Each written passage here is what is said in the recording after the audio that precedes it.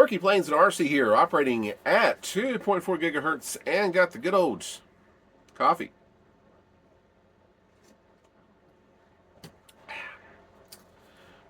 All right, well, good morning, guys.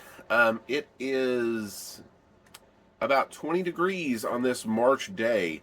I would hope by now in March that it would start sort of warming up a little bit, but not today. It decided to be cold again. But I think spring is getting there. It's close.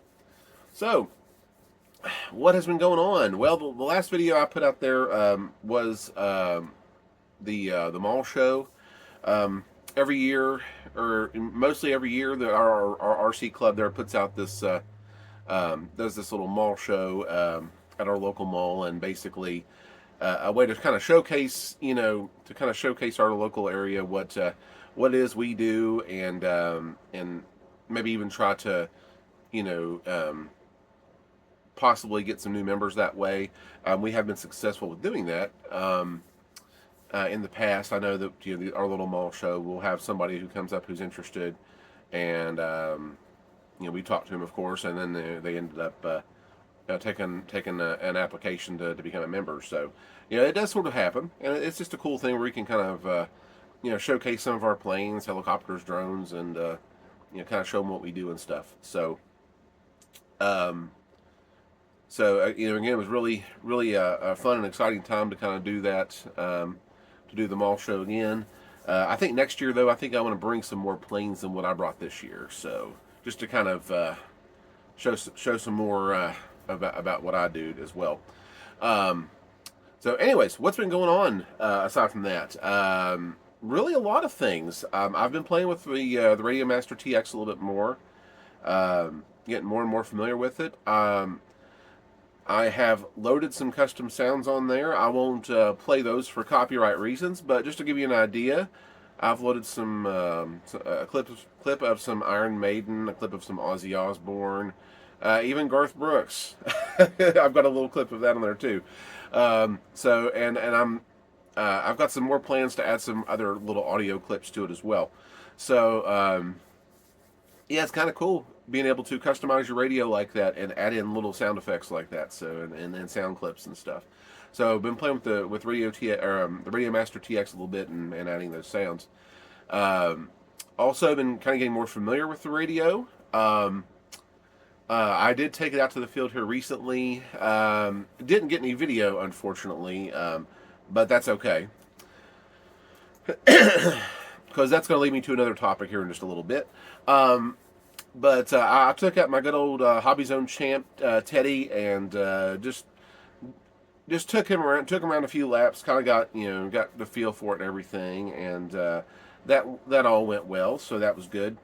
I figured if I was going to the field with the new radio, I wasn't going to take anything extremely important. Not saying Teddy's not. He's a great little plane, but I just want to make sure I wasn't going to take anything big that could possibly get damaged or something like that. From a mistake on the radio side of things or what. I wanted to just keep the small stuff in there for now until I get familiar with the radio, and then I could start adding on some of the bigger models and everything. So, but Hobby Zone champ Teddy went good. I also brought out my little SEMA X5C drone. I had it sort of programmed into the radio. I didn't really mess with it too much, but I got it to the point where the drone, it bound to the radio, and I just tested the motors real quick and thought it was good. Unfortunately, it wasn't. Basically, long story short, while it did bind up, the motors worked, everything was all jacked up. I mean, I would try to even just pull the drone up just a little bit, and it would start doing flips and stuff, and it was really just it was uncontrollable. So I really don't know what happened, but on the transmitter itself, there's a couple different little like wizards and scripts that you can run to do drone setup, and apparently I must have picked the wrong one, because that's what, like I said, it just gave me all kinds of fits. But I did successfully go ahead and get the radio set up to where it actually does work with my SEMA X5C now, so it does work good there.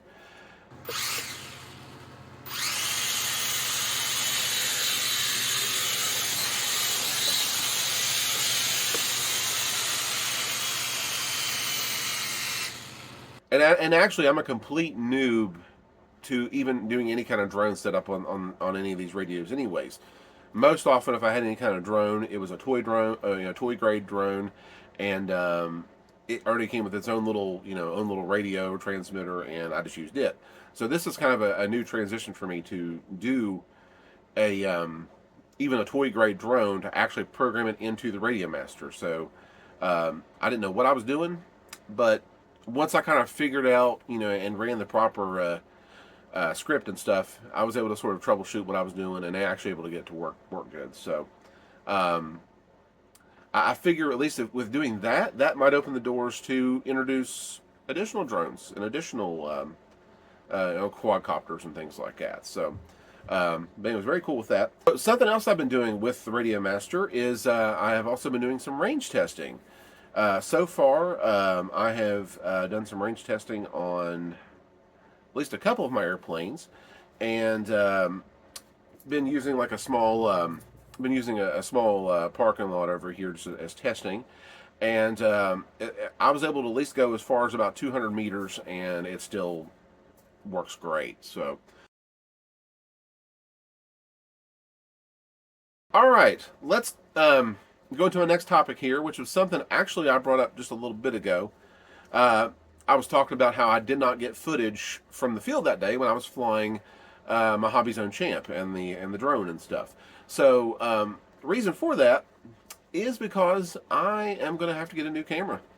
Um, so basically, for the longest time, I used this little Polaroid Cube Cam action camera as my main camera source, basically. Occasionally, I might prop up and use my phone or something like that, but I mainly try to use this guy right here, um, either for actual on-plane footage, which there's a little bit out there of that, but also mainly for my own sort of first-person view um, type footage. And the way I did that basically was I had like a sort of little head strap that I would wear, and then I had my camera, filming everything.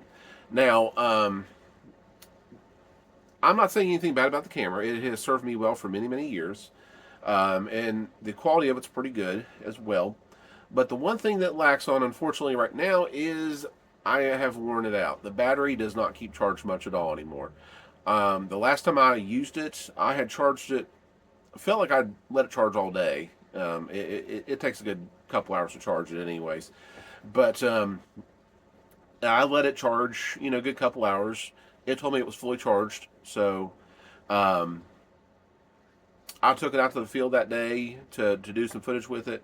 And I think it lasted probably about 10 minutes and then shut off. So, I think it's basically saying it's time to retire this guy and move on to something else. And so with that in mind, I figure, well, it's a brand new year. We've, of course, got the new house and everything, and a lot of new things have been happening. And I feel like I'm getting back more into the hobby as well and everything. So why not just go ahead and we'll start off and let's get a new camera, okay? Now, unfortunately, I don't have the new camera with me right now.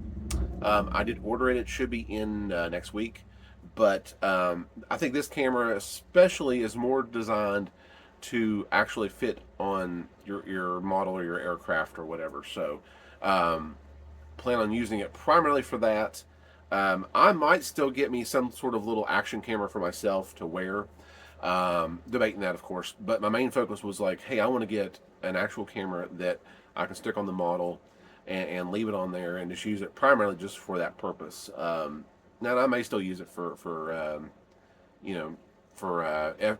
first person view, like myself and everything. But for right now, I want to stick this thing primarily on the airplanes I'm flying or the drones I'm flying. But should have that next week. Probably won't do a super in-depth review on it, but I will at least kind of demonstrate a little bit about it and show you guys some footage from it and things like that. So that'll be coming to the channel here soon as well. So yes, new year, new changes. Let's get a new camera and say goodbye to this one. It's been faithful to me for a while now, and it's time to retire it. So But anyways, that's my life in a nutshell up to this point. So if you guys, again, have any questions, comments, anything, please leave it down in the description or in the comment section below. And that's it. All right, guys. Well, that's all from me. Hope everybody out there is doing well, and I'll see you guys in the next video.